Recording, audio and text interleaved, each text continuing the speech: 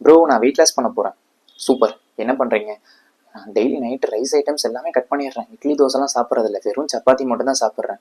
Super, chapati சாப்பிட்டீங்கன்னா weight loss ஆயிருமா? சரி, ரைஸ், இட்லி தோசை இதெல்லாம் என்ன இருக்குது? கார்ப்.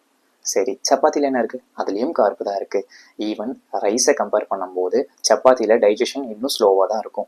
சரி, சப்பாத்தி மட்டும் எடுத்தீங்க அப்படின்னா உங்களுக்கு வெயிட் லாஸ் ஆகும்னு கேட்டிங்கன்னா இது உண்மையாலே பெரிய மித். இது யார் சொல்லி பரவச்சு எதனால ஸ்ப்ரெட் ஆச்சுன்னுலாம் தெரில.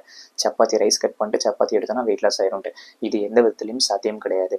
அப்படியே நீங்கள் சப்பாத்தி எடுக்கிறீங்கனாலும் அளவாக தான் எடுக்கணும். 2 சப்பாத்திக்கு மேலே போனீங்கன்னா இதுவுமே உங்களுக்கு வந்து கார்ப் அதிகமாக ஸ்டோர் பண்ணும். அதே மாதிரி உங்கள் கேலரிஸும் ஏறும். எல்லாமே கேலரிஸ் தான் மேட்டர்.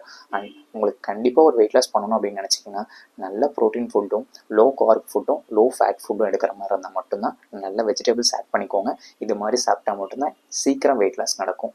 அண்ட் இந்த மாதிரி வீடியோ உங்களுக்கு ரெகுலராக வரணும்னா கண்டிப்பாக நம்ம சேனலை சப்ஸ்கிரைப் பண்ணிக்கோங்க.